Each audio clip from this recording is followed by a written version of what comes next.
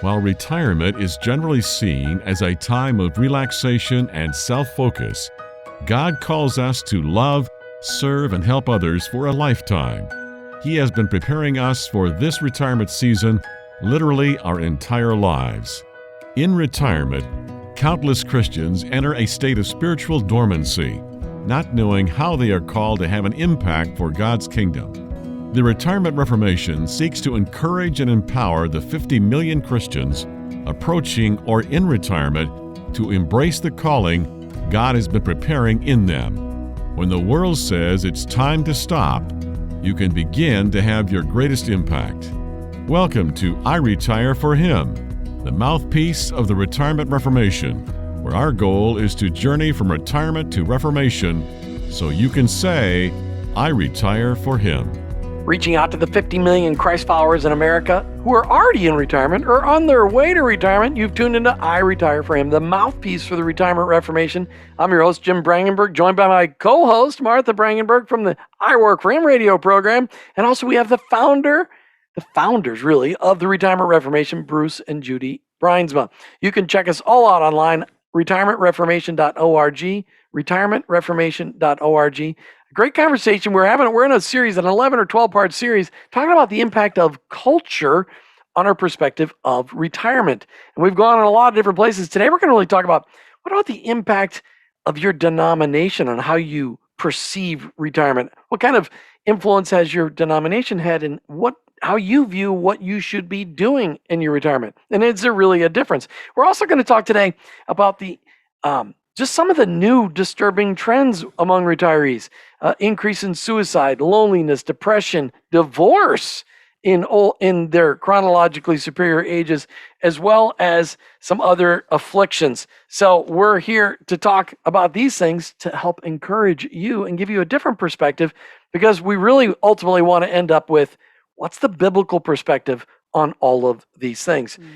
Bruce, retirement is not a biblical concept, except if you're a Levitical priest, which none of the people I know are Levitical priests. But it is developed because of an increase in industrialization and surplus capital, and I think a lot having to do with Protestant ideology and theology. I'm going to put quotes around the theology thing. But the demographic forces of increased longevity, which we're seeing that in incredible things. People live to be 100 all the time today. Increased longevity, which of course means decreased mortality, better health care, at least for your guys' generation. I don't know if it'll still be there for our generation, but all these things contributed to the realities of retirement. It's gotten a little more complex because it's not just a couple years after you're done working and then you're gone.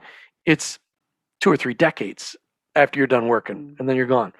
So how did you grew up in a Dutch Reformed church, right? Right. Okay. Did you as well, Judy? Yes. All right. So what was the perspective of the Dutch Reformed Church on retirement? Well, when you think of Dutch, you think of the work ethic. Typically, you'll think of stubbornness, but okay. Well, and that too, yeah. Well, maybe you put those two together and we come up with an answer. But the work ethic that is built into, it's a very small country. In order to survive, they had to be creative, they had to be industrious, they had to reclaim the sea. And build new land for themselves. And so that's the context that Judy and I came out of. And so the idea of working, you kind of wouldn't not. I mean, the other day I asked Judy, I said, so where did you get the idea that you needed to be working all the time? And she kind of looked at me funny and said, well, and then she thought for a minute, and then she said 2 things. Number 1, the Bible, and number 2, our heritage. That's what we do. And so this idea of working, now, when you put the longevity that goes along with it, and now you have, when I was growing up, you worked to 65 and you died at 67. If you lived to 70, you were really old. Oh my goodness gracious. I was 68 when we bought a coffee farm in Laos, and we were just getting started. Right. I'm 80. And so here we are, Jim, doing what it is that we're doing. So all of these issues, however, Yeah, when you were 65, you didn't even know what a podcast was. that is absolutely true. I did not. I absolutely did not. But let's just swing over to talk about some of the difficulties that are showing up in our culture as a result of that longevity and as a result of the not finding meaning during those years and the results of that. You mentioned a couple of them, but gray divorce, gray suicide, gray opioid addiction. And when you read the research on what are the cultural activities that are leading to that, if you wanted to find one single cause, it would be loneliness. Mm. So here in a time when we have more connectivity to more things from TV and podcasts and everything else, and yet it is loneliness. And so there is a need for Christ followers to be aware of what's happening in this arena amongst other fellows in the church. One other point that then frames the conversation at this point is that there are two groups that are leaving the church. One is millennials and the other is seniors. Most people are surprised when I tell them that it's seniors because seniors do it quietly. One person dies, the husband or wife that's left just doesn't feel comfortable anymore and they don't come anymore and they're just gone. A couple doesn't feel valued in terms of who they are and what their experiences are and so on. So they don't say anything. They just don't come back. Right. So why do you think, is that because the church doesn't embrace the seniors, or is it because they don't know what to do with the seniors? Or, I mean, what's the solution there? Because churches need chronologically superior folks. Because churches that are run strictly by young people are churches that are heading for some trouble. Because that's just a Jim opinion, but because our people of chronologically superior to us have learned things that we haven't learned yet. That's right. And it's also and let's face it, it's also the resources. That's where the money. Matter of fact, I'm head of our stewardship committee at our church, and I'm doing a study right now of all of the giving by age, not by person, don't know who they are, but by age. So be able to understand where the resources are coming for the church. And I think the direct answer to your question is how come the church doesn't get it? Just because our society doesn't get it yet, and the church is a reflection of society rather than a leading proponent of solutions. But is it, Martha, you've looked at this, Judy, you've looked at this as well, denominationally speaking. Do different denominations speak differently into retirement? What have you seen, Martha? Honestly, I don't really know. I mean, our exposure in most of the,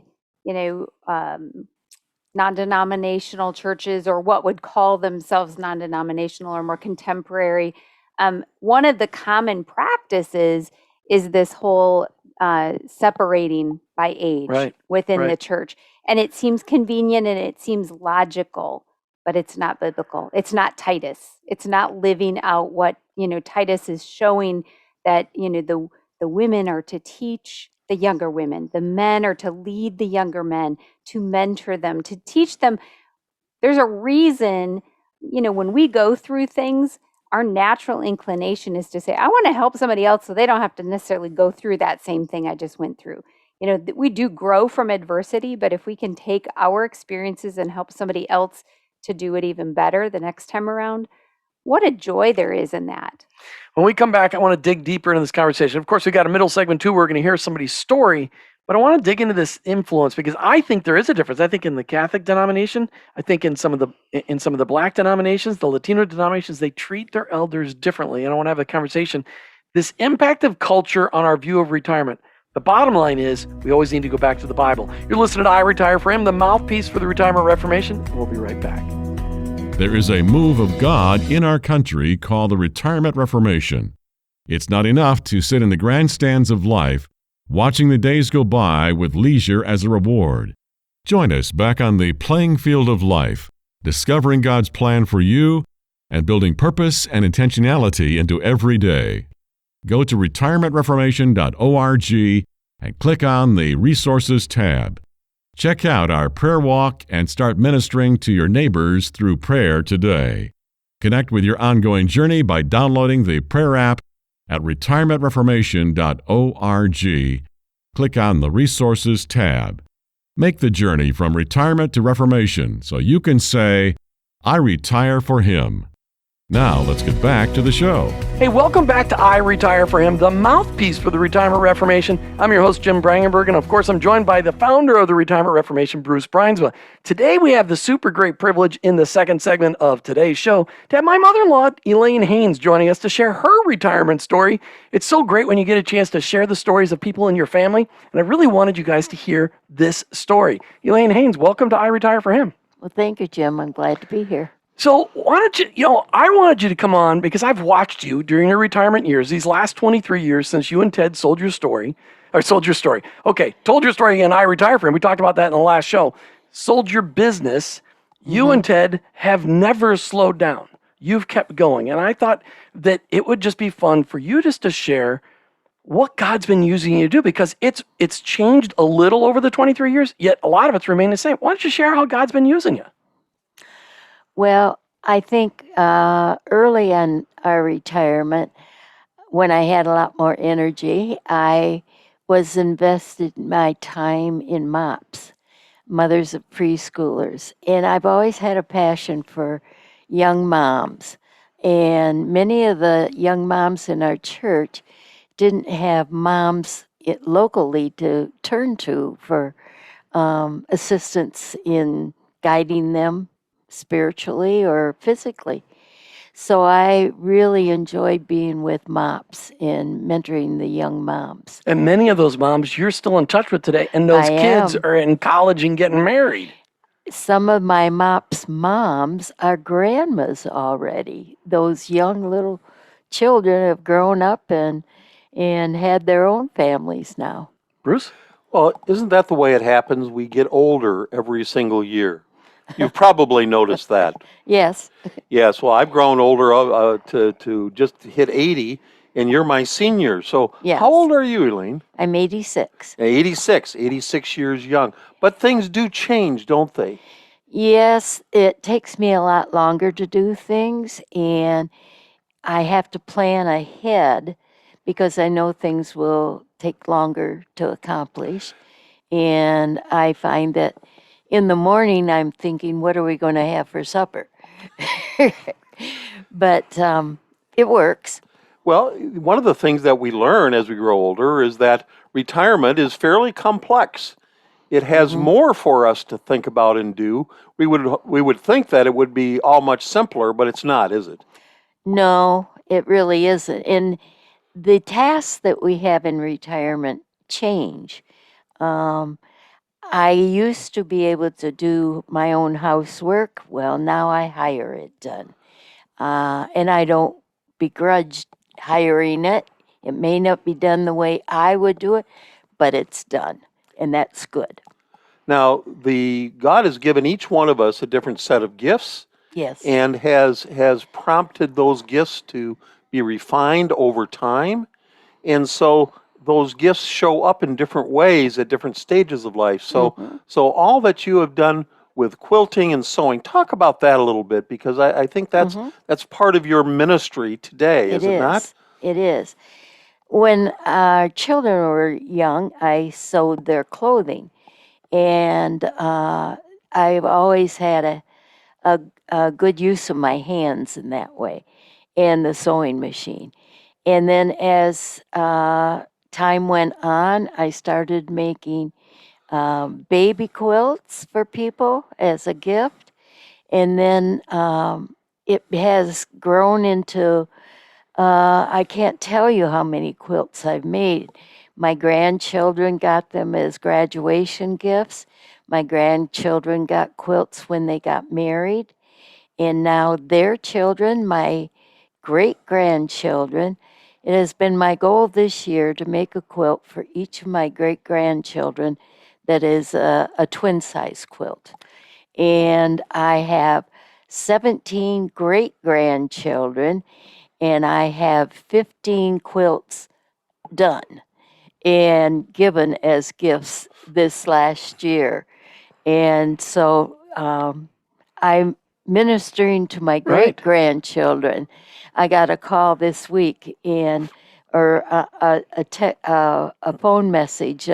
One of my great grandchildren had just received a quilt, and she called me to thank me for it. She says, "It goes with me all over the house." She's 11. She got to pick out what colors she wanted, and they send me swatches of paint so I can tell what kind of colors they want on their quilts. And while I look at those swatches and think, how am I ever going to make a quilt out of those strange combinations? It seems to fall into place. What's amazing, though, you spent, you're a nurse by trade. That's what your training was. Yes. You did a lot of years of nursing, if I'm correct, probably 30 plus years of nursing. And then you and Ted relaunched your photography studio in Minneapolis. And you guys are both in your early to mid 50s. And you and Ted walked alongside each other in that business venture. But Yep. part of that business venture, you kept realizing everybody showed up for a photo, a family photo, and they all had mismatched clothing on, and it drove you crazy. And you said, you know what, I can do something about that. I'm going to design a line of photo clothing so that everybody looks good on the picture. Well, what became popular, and Ted sort of was at the front end of the trend, was the white-on-white children's photography. And he was very good at photographing children because I worked with him in the camera room and guided the children to perform in the way I wanted them to. And so I had designed clothing that they would wear. And But that's a skill. I mean, your mom taught you how to sew. Oh, Your yeah. mom was a seamstress. Oh, yes. You're what I would call a full-on seamstress. But God took that skill you used to make money, and you have used it to minister to. It's got to be very close to 100 different people with quilts. It's probably well over 100 quilts. That's a small amount. Yeah, it's amazing how many quilts you've won contests with it. But in each quilt, while you're making those quilts, how much time do you spend praying for the person that's going to get that Yes. quilt? I do.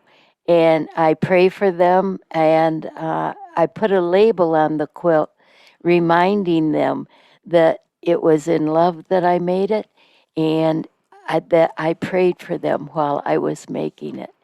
And now I have a new venture in quilts. I don't know if you know about it even, Jim, but I have become friends with several women who have been widowed this year. And I have found that for some reason, these ladies have kept some of their husbands' shirts.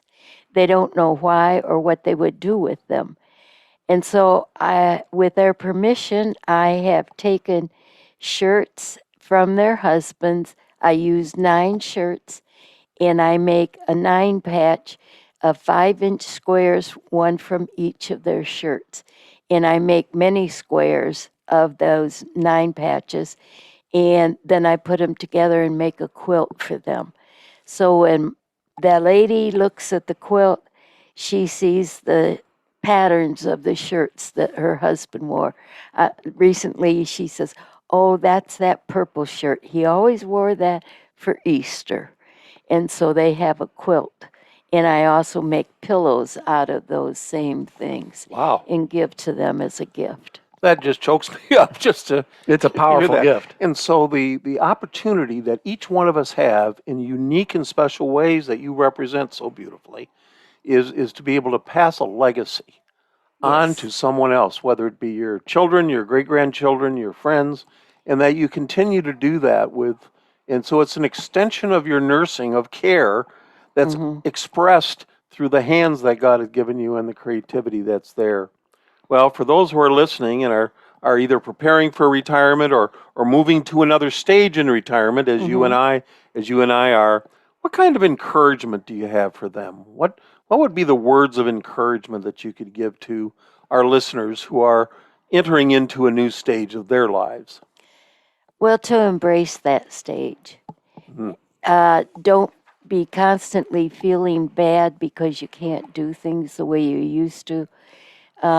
Just find a new way of doing things so that you aren't overwhelmed with your inabilities, and learn to adjust your day so that you aren't uh, trying to do too much in one day, and accept that and let it be what it is.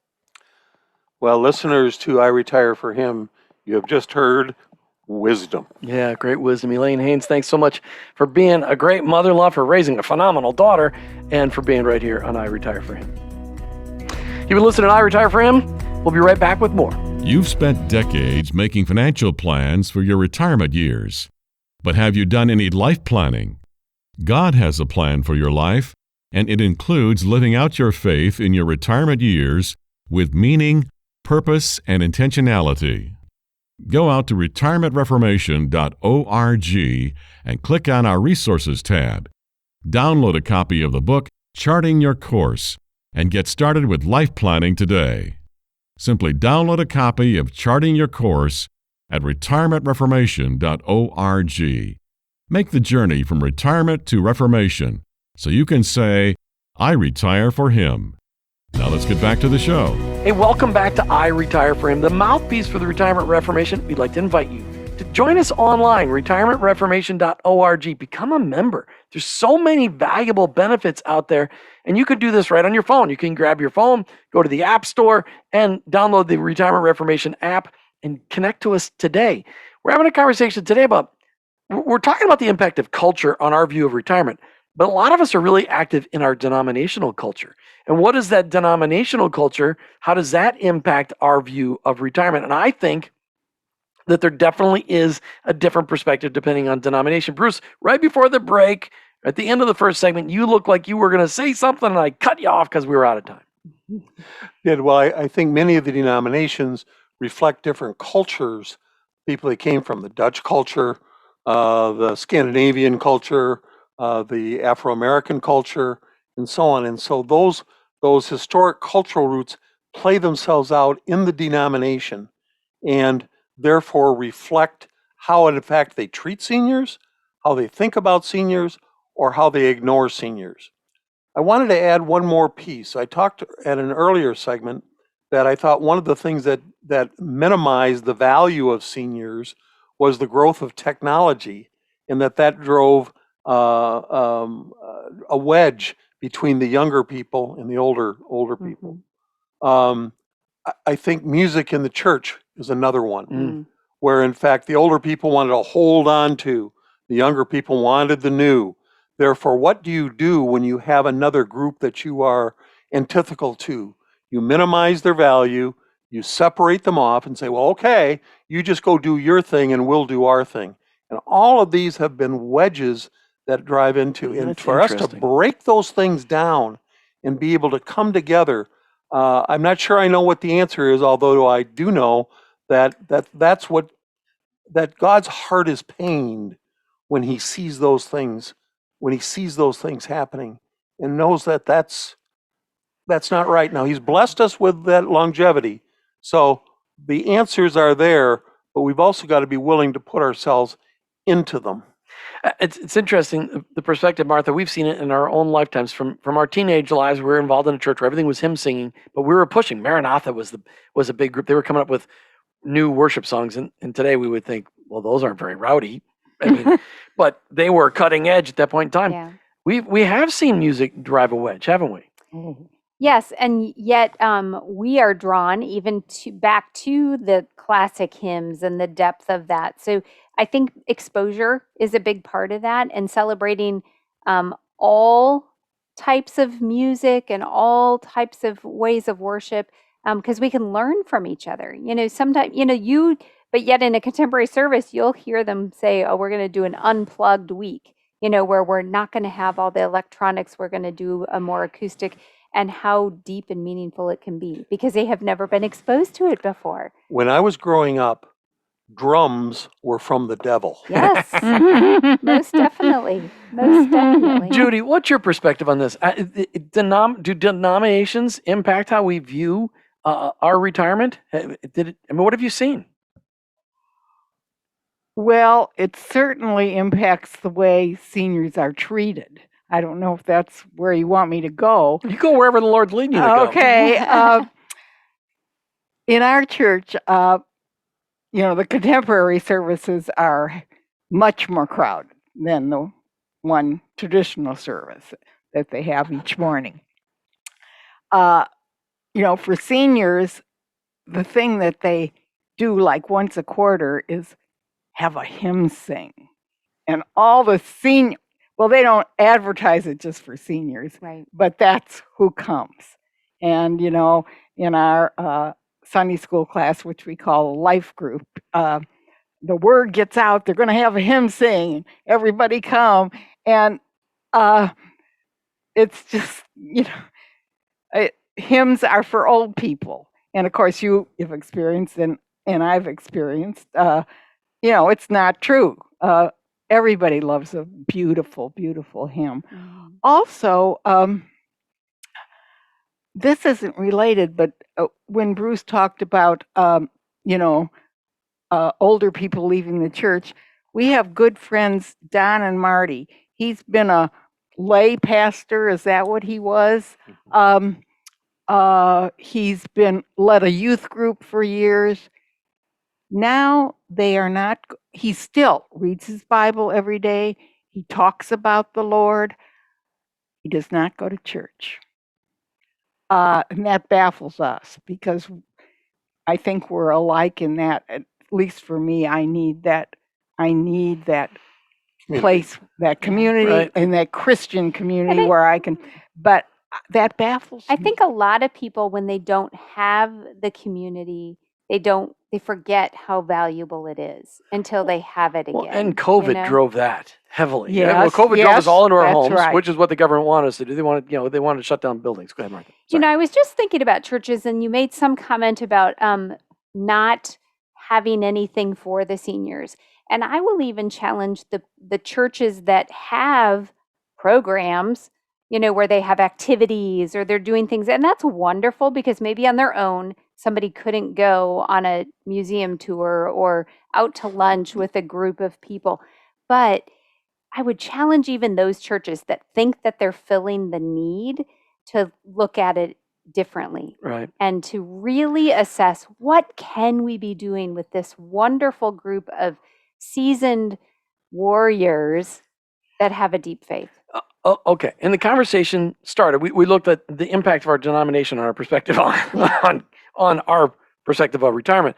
And I said I want to address this because I think the Catholic Church does a better job of respecting its elders, and because you see a lot of priests that get older and they're still in charge, they're still in influence. They don't get shoved off to pasture. I mean, the Pope is always a very old person. I see a lot of Latino churches where they really, there's always that. I mean, you look at Luis Palau and you look at they respect. Isn't he the one that just recently died? So you look at, they respect it differently. In the Black church, they do an amazing job of respecting their elders. So it's a different perspective. Our cultures bring different perspective.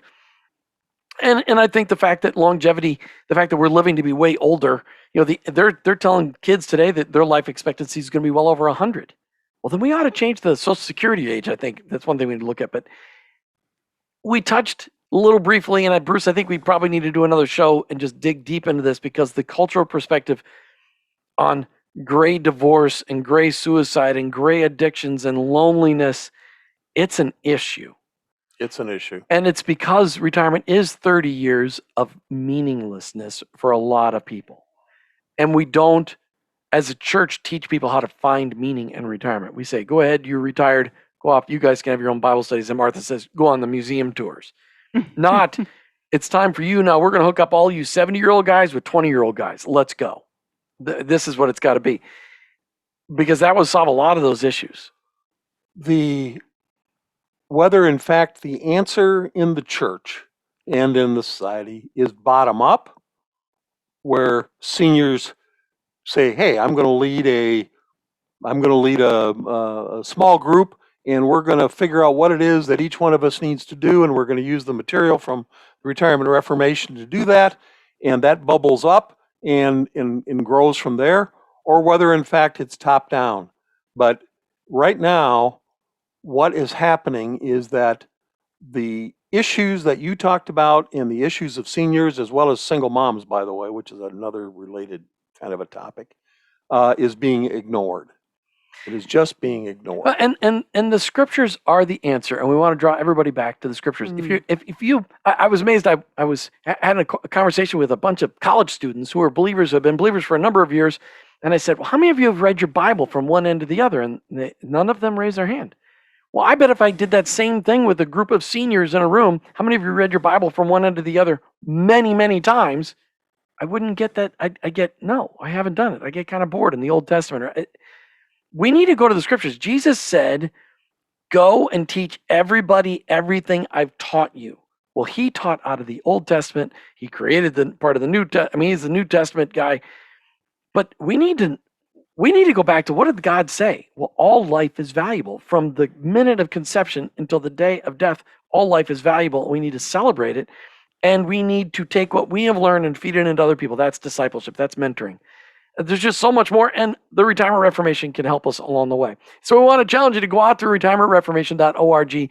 Check out all the resources. We've got Bible studies. We've got trainings. We've got tons of podcasts out there, just to encourage you to live out your faith in your retirement, to find purpose, to seek intentionality each and every day. retirementreformation.org. You've been listening to Retirement Reformation. How about you've been listening to iRetire4Him, the mouthpiece for the Retirement Reformation, with your host, Jim Brangenberg, and guest host, Martha Brangenberg, and of course, the founders of the Retirement Reformation, Bruce and Judy Brynsma. We're Christ followers. We're just seeking the Lord's will, and how can we live out our retirement the best way possible, so that every day when we wake up, we can say, "I retire for Him." Thanks for listening to I Retire for Him with your hosts, Jim and Martha Brangenberg, and Retirement Reformation founder, Bruce Brynsma. I Retire for Him is the mouthpiece of the Retirement Reformation. Most Christians tend to follow the world's pattern of rest and self-pampering during retirement. However, in your retirement, you can be focused on God's unique call to love, serve, and help others. This can be your best season of life if you take advantage of a life's worth of knowledge and experience and combine it with a greater freedom of time and money, and invest it all in the generations both preceding and following you.